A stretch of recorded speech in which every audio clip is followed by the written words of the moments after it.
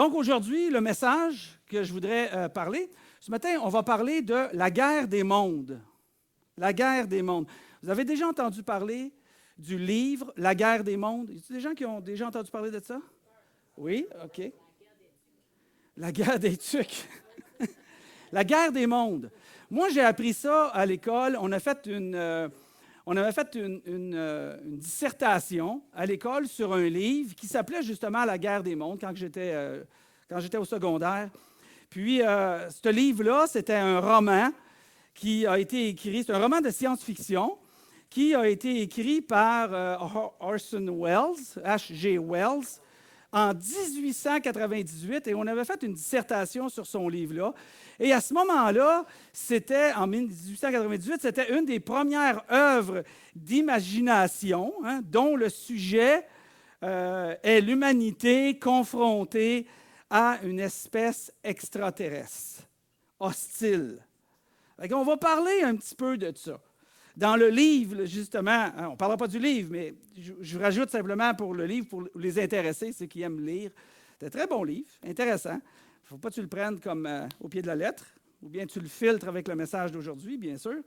Mais dans le livre, vous allez voir, c'est l'histoire des entités impitoyables qui considéraient cette Terre, parce qu'ils venaient de la planète Mars, avec des yeux très envieux, puis qui dressaient lentement mais sûrement leur plan pour conquérir ce monde. C'est ça l'histoire du livre. Puis à un moment donné, ces envahisseurs-là se sont rendus compte soudainement que leurs activités ne fonctionnaient plus, que leur mode de fonctionnement en tant qu'entité martienne ne fonctionnait pas parce que les microbes terriens les rendaient, les faisaient mourir, puis ils n'étaient pas immunisés à ça. Puis finalement, comme tout bon film, bien, les Martiens ont été exterminés. Okay. Bonne semaine. On se voit la semaine prochaine. C'était tellement profond que ça m'a passé par-dessus la tête. OK. Alors, on va parler aujourd'hui d'un monde invisible. On va parler de ça. OK.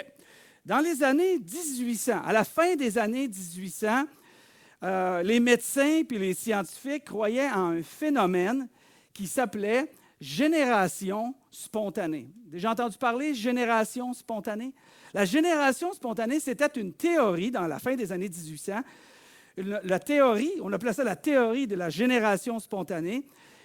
Cette théorie était que des organismes vivants pouvaient soudainement apparaître sur n'importe quelle partie d'objets, d'organismes non vivants, et c'était responsable de différentes maladies qui, à l'époque, tuaient des milliers, puis des milliers, puis des milliers de personnes.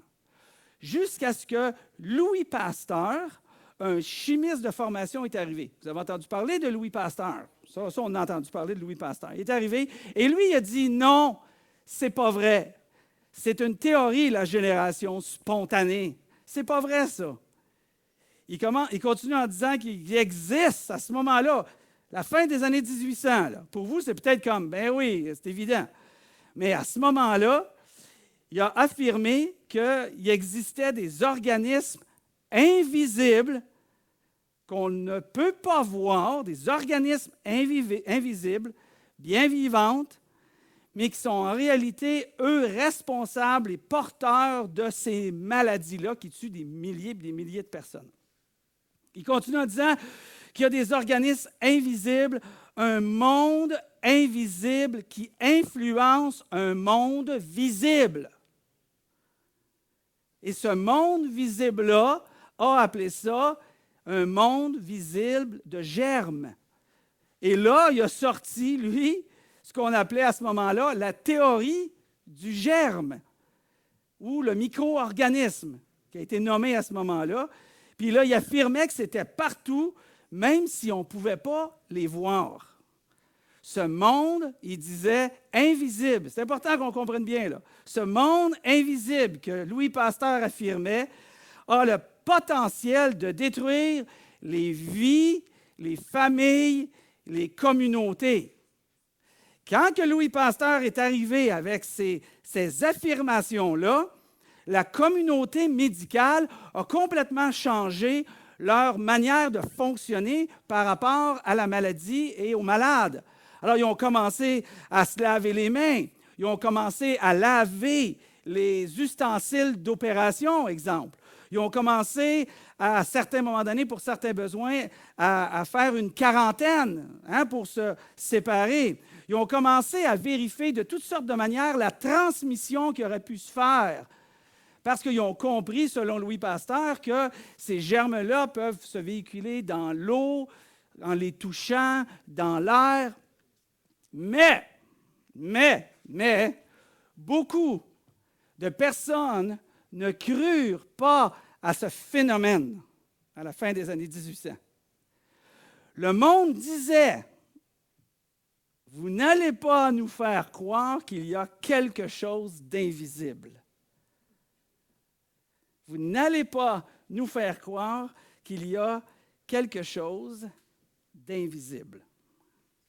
Nous, ici, on sait tous qu'aujourd'hui, ce n'est pas une théorie. Si on prend moindrement un microscope et on étudie un peu la microbiologie, on sait très bien que même si tu ne vois pas le microbe, il est là, il est présent et il a complètement le potentiel de nous détruire. Et si on ne croit pas ça, je ne sais pas ce que tu as fait de 2020 à 2023, mais on était dans une immense pandémie qui a tué des millions de personnes, en tout cas des centaines de milliers. Je ne sais pas si on avait atteint des millions, là, mais 6 millions de morts. On ne les voyait pas. Et c'est ça qui nous détruisait, puis qui a fait 6 millions.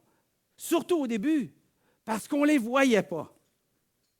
Nous, on sait qu'il existe un monde, ce monde-là que je vous parle, le monde que Louis Pasteur parlait aux gens, un monde invisible qui impacte notre monde visible.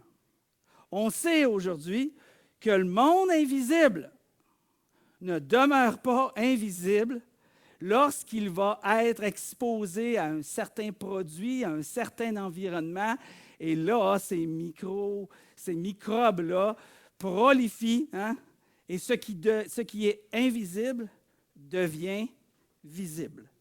OK, on est d'accord avec tout ça? Pour nous, c'est de l'histoire. C'est de l'histoire, on l'a entendu parler, c'est du acquis. Parce qu'on a appris, puis la science a avancé, puis on le sait que c'est vrai. OK, on va prendre ça, puis on va l'appliquer dans notre monde spirituel à nous, aujourd'hui, à l'Église, aux croyants et aux non-croyants.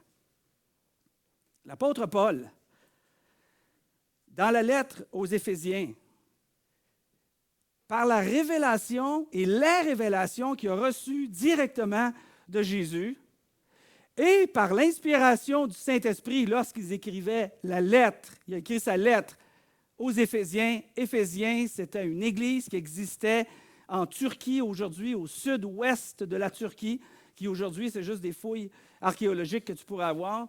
Et c'était une des villes les plus importantes de l'époque, si ce n'était pas la ville la plus importante de l'Empire romain de cette époque-là. Et Paul nous écrit, quand il écrit à l'Église, plutôt quand il écrit à l'Église d'Éphèse, il dit à l'Église d'Éphèse qu'il existe un autre type de monde invisible qui impacte nos vies négativement. OK, on vient d'entendre quelque chose. Il vient nous dire dans sa lettre que ça va impacter ce monde invisible-là. Ça va impacter votre vie, ça va impacter ma vie. À vous qui écoutez en ligne, ça va impacter votre vie, que vous soyez croyant ou non-croyant, chrétien ou non-chrétien. Ça va impacter votre vie, ça va impacter vos relations, ça va impacter vos pensées, ça va impacter votre vision du monde, votre point de vue des choses, votre avenir, vos attitudes, votre moralité, vos finances, vos habitudes, vos mariages, vos décisions. Paul est en train d'écrire que ce monde invisible-là peut et va impacter toutes choses de vos vies. Mais certains, ici, certains de ceux qui sont en ligne, ne croient pas à cette réalité-là invisible, tout comme la population des années 1800, la fin des années 1800, quand que Louis Pasteur a dit qu'il y avait des microbes qui étaient là. Des gens qui, malheureusement, ne croient pas à cette réalité invisible-là. Donc, le point que j'aimerais qu'on se souvienne de toute l'idée du message, c'est que les choses ne sont pas toujours ce qu'elles semblent être. Et je veux juste mettre en relief et amener à la surface ces choses-là invisibles que l'apôtre Paul parle. Et comment vous pouvez les percevoir ce matin, dans votre vie à vous, personnellement, à ceux qui nous écoutent en ligne, personnellement? Comment vous êtes capable de voir ce monde invisible? Mais je commençais en vous disant, je poursuivais plutôt en vous disant que lorsque vous regardez dans le microscope de vos vies, si tu mets sous le microscope ta vie, qu'est-ce que tu vas voir? Tu vas certainement voir des décisions absolument insensées que tu as prises à un moment donné dans ta vie. Tu vas voir des moments où tu étais tellement confus que tu as pris des mauvaises décisions, puis qu'aujourd'hui, quand tu regardes en arrière ou dans le microscope, puis tu vois tes mauvaises décisions, tu vas te dire « Colin, où c'est que j'avais ma tête?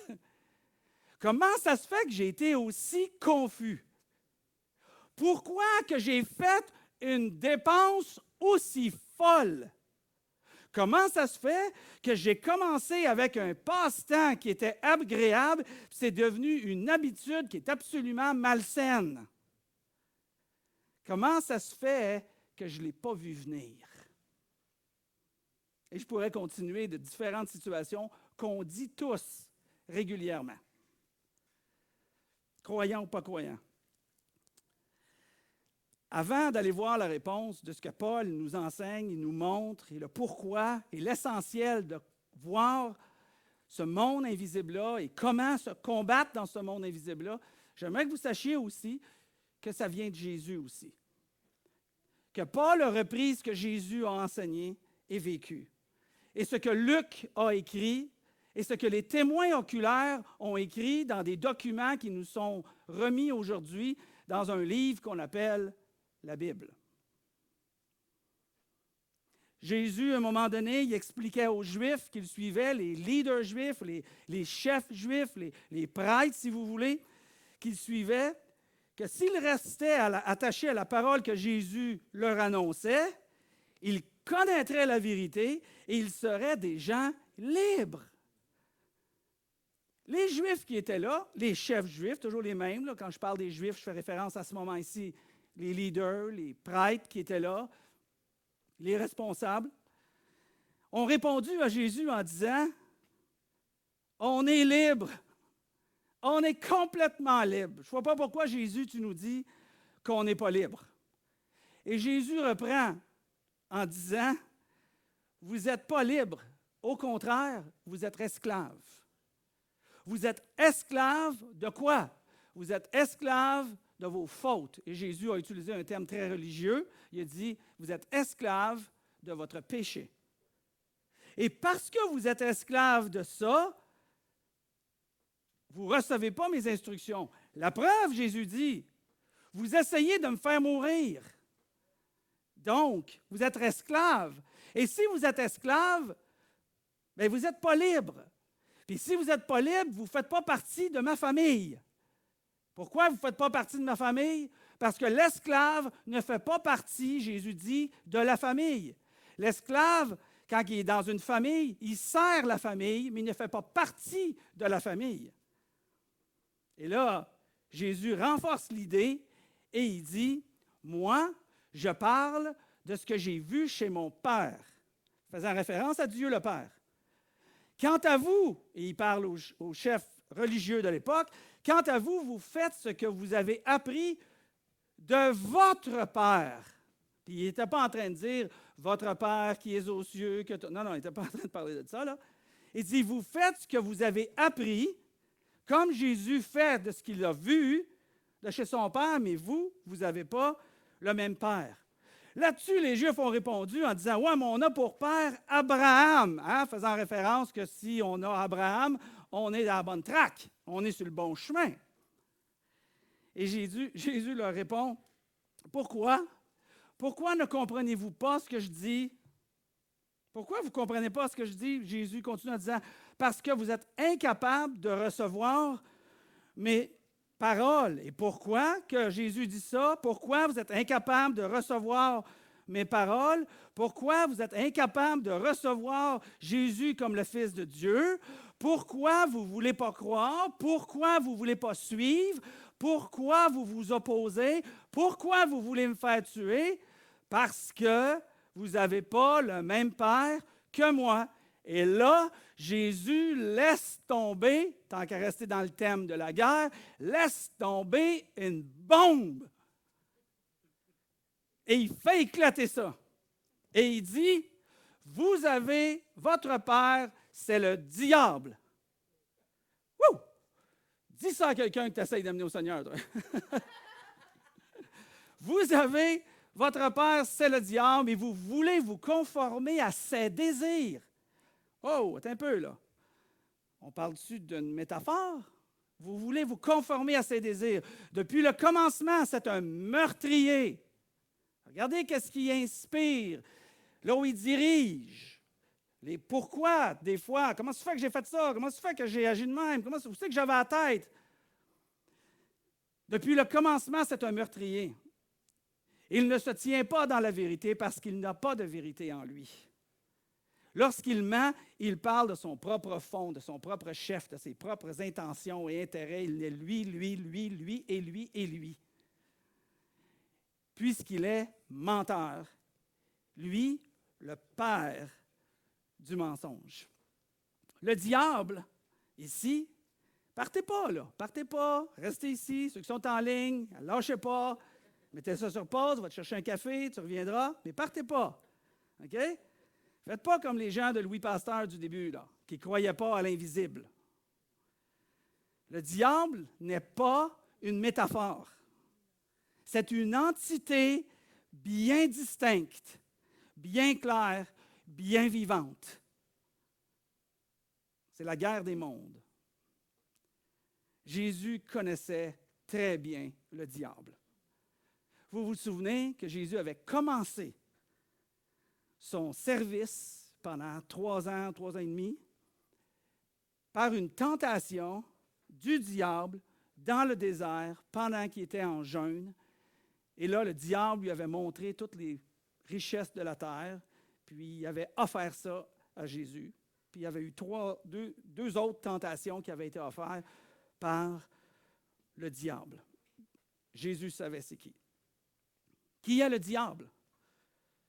Peut-être vous allez utiliser le mot Satan.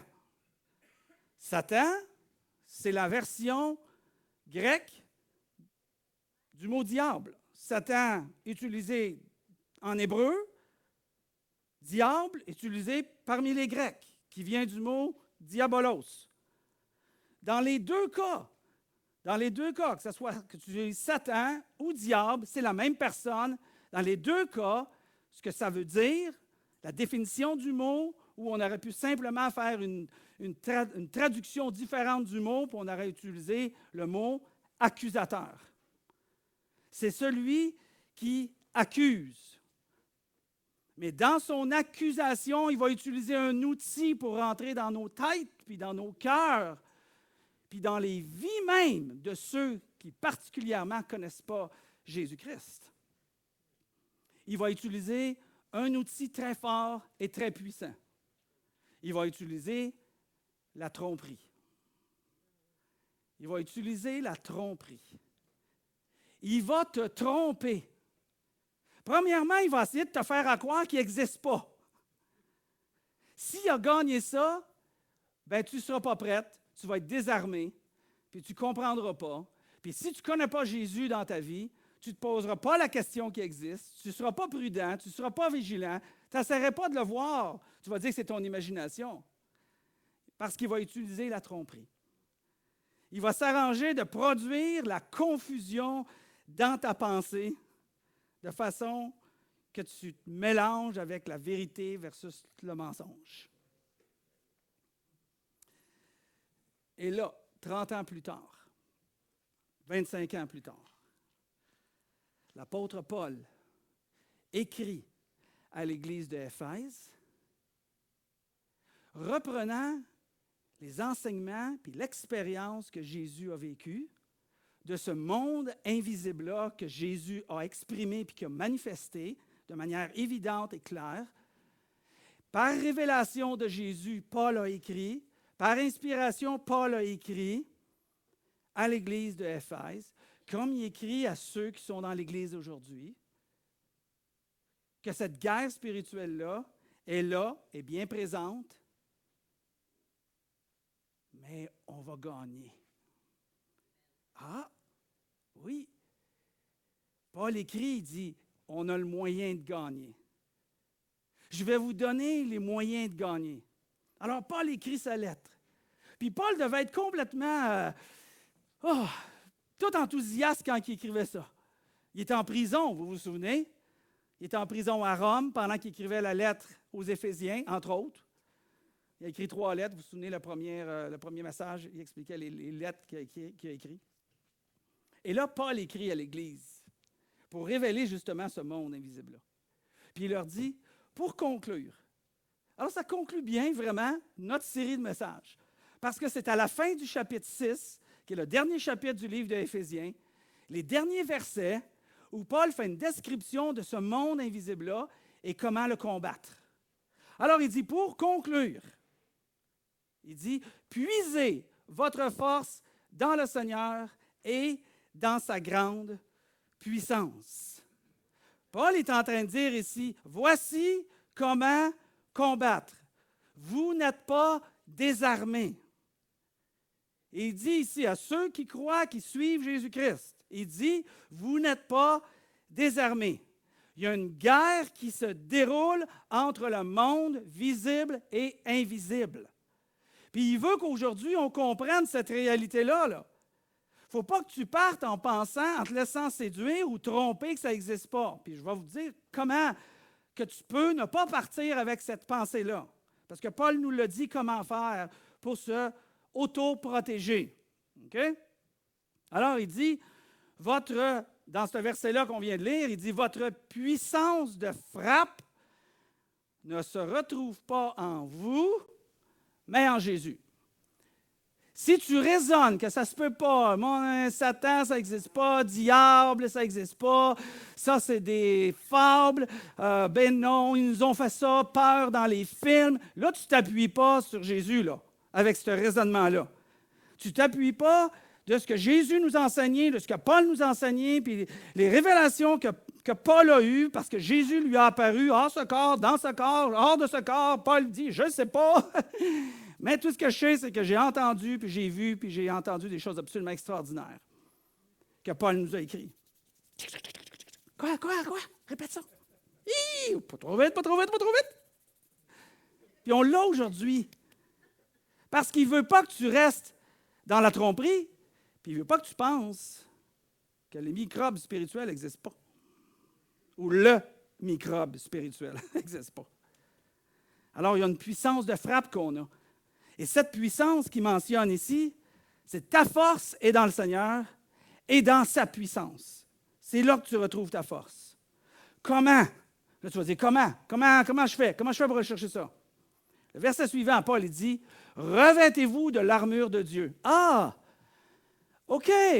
On est vraiment dans un combat, là. On est vraiment dans un combat. Revêtez-vous de l'armure de Dieu afin de pouvoir tenir ferme contre toutes les ruses du diable. Paul est en train de dire qu'il y a une armure. Il y a des armes à prendre, il y a une armure à s'approprier et à porter régulièrement, même quand tu dors. Là, Paul utilise une métaphore.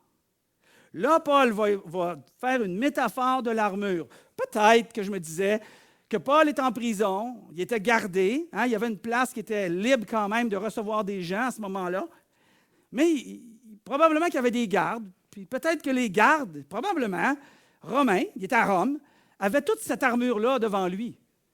Puis là, j'imagine Paul, je ne sais pas, là, mais tu sais, j'imagine Paul qui est assis, puis il prend son crayon à l'encre, bien sûr. il prend son crayon, puis là, il commence à écrire, puis là, il regarde, puis il voit l'armure. Ah, l'armure du soldat. Ah, regarde ça, comment est-ce qu'il est habillé, lui. Ah, regarde ça, ça représente bien ça. Ça représente bien ça. Ça représente bien. Ah, tiens. Puis là, il a écrit de cette manière-là. Parce qu'il veut rendre ça tellement facile à comprendre pour chacun d'entre nous, parce qu'il veut qu'on s'habille. Bien, je ne dis pas que vous êtes tout nus, c'est pas ça que je veux dire, là, mais s'habiller spirituellement. Porter cette armure-là. Pourquoi? Parce qu'il y a des ruses. Le diable a des ruses. Il y a des tromperies. Il y a des pièges. Puis il ne cherche que ça, te piéger et t'éloigner des enseignements de Jésus et de suivre Jésus-Christ. Il essaie juste ça. Ça fait partie de sa raison d'être et d'exister à ce Satan et diable-là, cet accusateur-là devant Dieu de ceux qui croient en lui, en Jésus. Il cherche juste ça. Alors, il y a des ruses qui sont là. Ces genres de ruses-là, c'est ça qui fait que, ce que je disais au début, tu vas dire, comment ça se fait que j'ai pris cette décision-là? Comment ça se fait que je me suis tellement enfoncé? Je me suis tellement mis dans le bout. Je me suis tellement mis dans le bout. Il faut faire attention quand on est sur caméra. Comment ça se fait que je me suis rendu là? Pourquoi je n'ai pas réagi? Comment ça se fait que j'ai ces pensées-là? Il me semble que je vais prier, je me mets à penser à plein d'affaires qui ne devraient pas être. Comment ça se fait? Paul est en train d'expliquer ce que tu n'arrives pas à expliquer. Parce qu'elle est là, ta puissance. Mais dans quel but qu'on fait ça? Dans quel but qu'on va aller prendre cette armure-là que Paul nous dit? Il nous le dit ici. De façon à résister. Résister contre, justement, ces ruses-là qui sont là. Puis une fois qu'on résiste, restez debout. J'ai vu beaucoup de chrétiens qui ont arrêté de résister au fil de mes 40 ans de vie chrétienne puis de 38 ans d'être pasteur d'église. J'ai vu des gens abondamment résister pour un temps, s'épuiser pour une autre période de temps, abandonner pour le restant. C'est malheureux parce qu'ils ont été trompés. Et souvent, les tromperies viennent de partout. De partout. Jacques, le frère de Jésus, a dit, pour appuyer cette idée-là, Jacques, le frère de Jésus, a dit, « Soumettez-vous donc d'abord à Dieu, résistez au diable, et il fuira loin de vous. » Et il fuira loin de vous. Mais ça prend deux choses. C'est quoi les deux choses qu'il mentionne? Soumettez-vous à Dieu.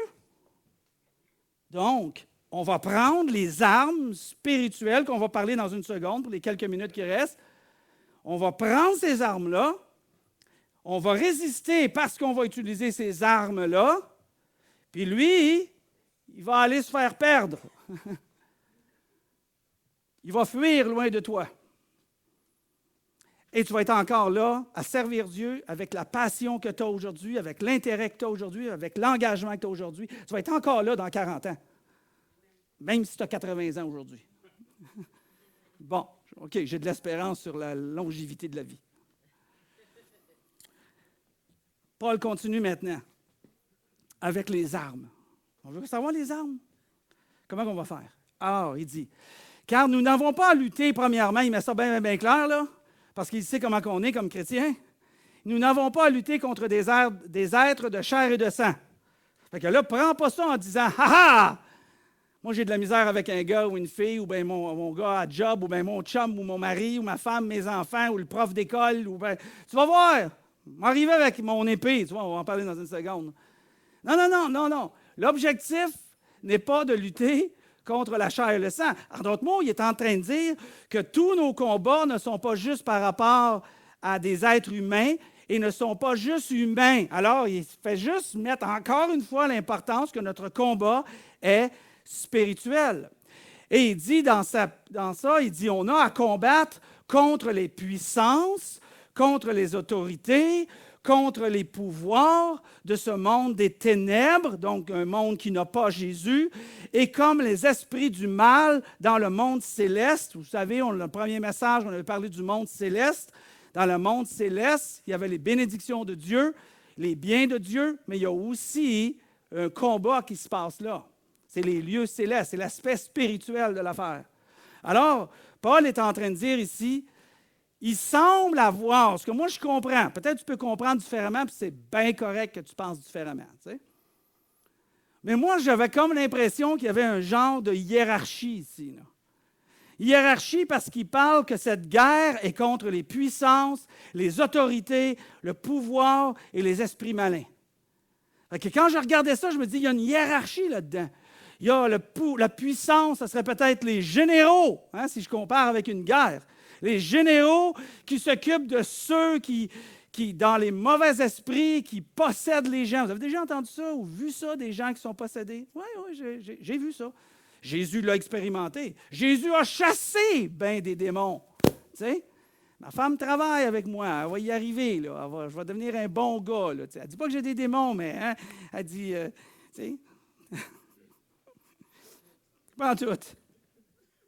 Il y a cette hiérarchie-là, ou bien des gens qui s'occupent des choses du monde, hein, qui sont peut-être, pas des gens, mais je veux dire des pouvoirs spirituels, ou bien peut-être des religions ou des religieux hein, qui font cette tentation-là et ça fait de la destruction partout. Je ne sais pas comment ça s'applique, mais en quelque part, il y a ces puissances-là, ces autorités-là, ces pouvoirs-là, ces esprits malins qui sont là. Puis Paul commence, comme je vous disais tantôt, à décrire comment arriver à se défendre. Et là, il nous donne une armure. Alors, notre armure, là, on est dans une période de guerre. C'est fou comment est-ce que le timing de Dieu est étrange, intéressant, extraordinaire. J'avais aucune intention de parler de ce message-là parce qu'il y a une guerre présentement qui se passe sur la planète ou les guerres qui se passent sur la planète qu'on entend en télévision ou sur les médias sociaux sans arrêt. C'est juste, le timing est juste parfait parce que nos cœurs et nos pensées sont là vers ce qui se passe au monde, dans le monde aujourd'hui. Nos armes, ce n'est pas les drones qu'on entend, les missiles balistiques, des armements nucléaires, des bombes, des navires, des avions supersoniques, des antimissiles. Non, non, non.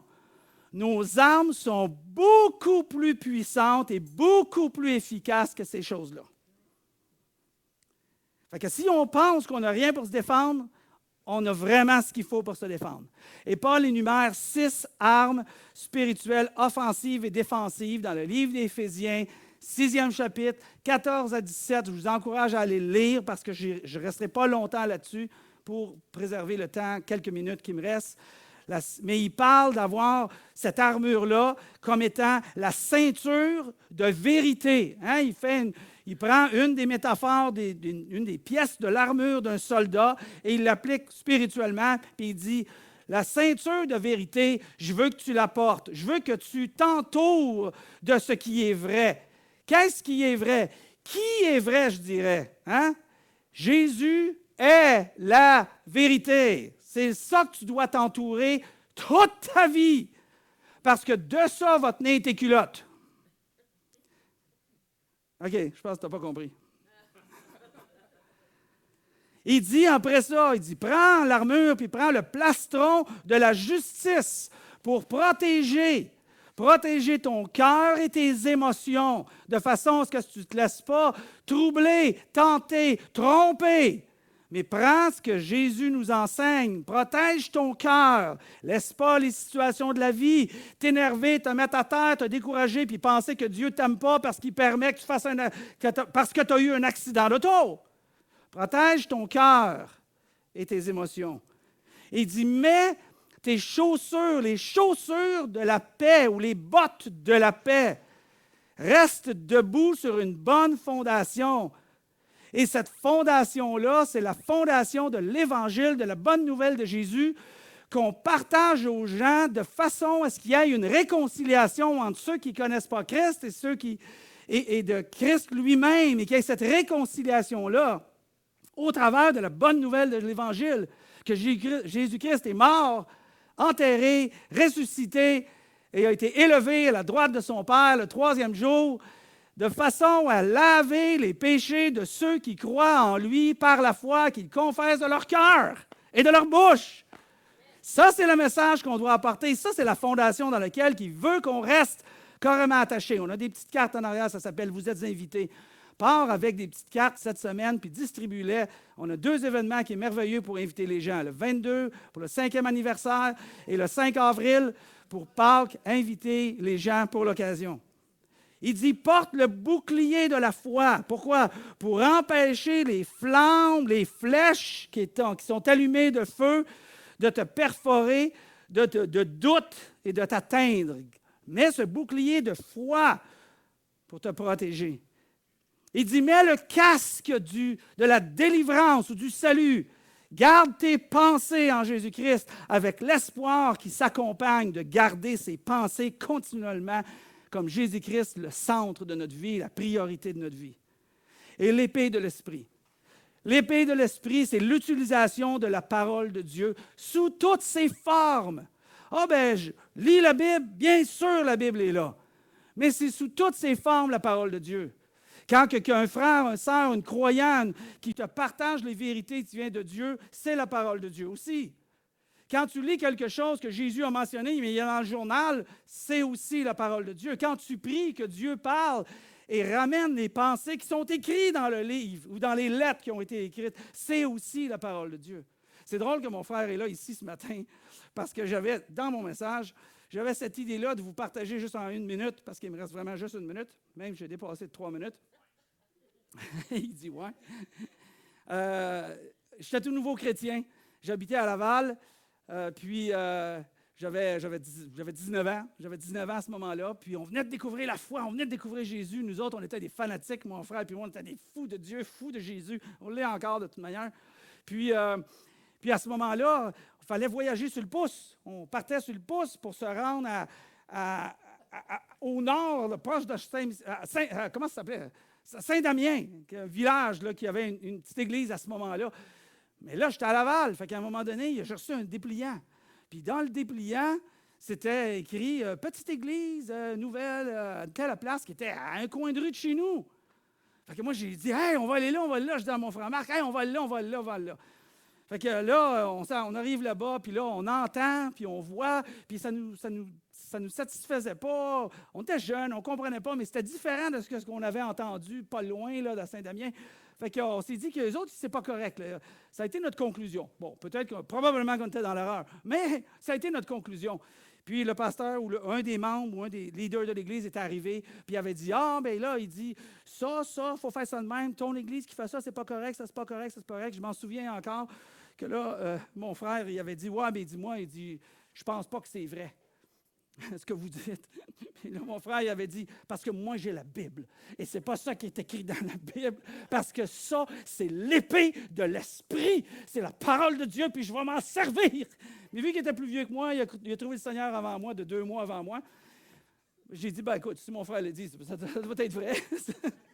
On était parti. Mais l'épée de l'Esprit est restée dans ma vie jusqu'à aujourd'hui. Je m'en souviens encore de cette phrase-là, de l'épée de l'Esprit. En conclusion, peut-être vous entendez ces choses-là et vous dites, l'apôtre Paul, il était fou. Et moi, je vous dis, pourtant, il était très intelligent, très instruit, très éduqué, et ce n'est pas pour rien que Dieu a appelé lui pour faire le travail. Peut-être vous allez dire, François, tu es fou de parler de ça. J'en parle pas souvent parce que je ne veux pas qu'on en fasse une folie, là, de diable fait ça. Je n'ai pas été capable d'aller aux toilettes parce que le bol n'a pas voulu s'ouvrir. Fait que c'est le diable qui m'a empêché, fait que j'ai pissé à terre. Tu sais, parce qu'il y a des extrêmes à gauche puis il y a des extrêmes à droite. Je veux juste garder un peu l'équilibre ici du gros bon sens. T'sais. Par contre, d'autres vont penser, et peut-être vous qui êtes en ligne puis écoutez le message, peut-être que vous avez pensé, c'est exactement pour ça, ce genre de croyance-là, que j'ai arrêté de croire. J'ai arrêté de croire en Dieu, puis j'ai arrêté d'aller à l'Église parce qu'on vous a mis Satan ou le diable dans la gorge. Mais moi, quand je vous dis que c'est expliqué de façon modérée, mais très vrai, peut-être que vous allez comprendre maintenant mieux quand vous regardez les atrocités qui se passent dans notre monde d'aujourd'hui, que les gens commettent les uns envers les autres. Ça vous est jamais arrivé de simplement regarder quelque chose, une situation, un événement, puis vous dites c'est tout simplement le mal à l'état pur. Hein? Ou bien, et tu n'as pas d'explication pour expliquer justement comment ça se fait que le monde peut être aussi méchant. Je pense qu'on a la réponse. Pourquoi, peut-être, tu te dis, en tant que non-croyant, j'accepterais de m'engager dans cette guerre-là spirituelle. Je ne vis pas de guerre en ce moment. Pourquoi j'irais m'engager à croire Jésus, suivre Jésus, puis m'engager dans cette guerre spirituelle-là? Pourquoi? Parce que moi, je te dis, même si tu ne le vois pas, tu es déjà vaincu. Tu es déjà vaincu lorsque tu ne suis pas, reçois pas, acceptes pas Jésus-Christ comme le Fils de Dieu qui est venu laver tes fautes, tes péchés. Amen. Tu es déjà vaincu. Pourquoi? Parce que tu n'appartiens pas à Jésus. Tu demeures dans tes fautes, dans tes erreurs, présent, passé, futur. Et Dieu veut tellement t'alléger de ce fardeau-là qui est lourd. Tu es donc déjà en guerre. La seule différence, c'est que tu ne le sais pas, mais tu t'opposes à Dieu. Ou bien, tu reçois Jésus et tu es, en recevant Jésus, tu es, avec Jésus, le vainqueur. Comme Christ a été le vainqueur. Il a été ressuscité. Il a vaincu la mort. Il a vaincu la peur de la mort et il a vaincu celui qui avait le pouvoir sur la mort qui s'appelle le diable. Alors, à toi de décider. Vaincu ou vainqueur? C'est ton choix. Mais si tu veux t'en aller dans le camp des vainqueurs, appelle-moi, écris-moi, envoie-moi un courriel, ou si tu es dans l'assemblée, viens me voir, je vais vous montrer comment changer de camp. Père éternel, merci pour ta parole, merci de nous faire voir l'invisible. Aide-nous à prendre ces armures, aide-nous, convainc-nous, parce que c'est toi qui vas faire la différence. Merci pour révéler tant de merveilles extraordinaires, tellement cachées aux yeux de ceux qui n'ont pas Jésus dans leur vie, Seigneur. Sers-toi de nous afin que d'autres puissent recevoir Jésus aussi. Et c'est en son nom qu'on te prie. Amen.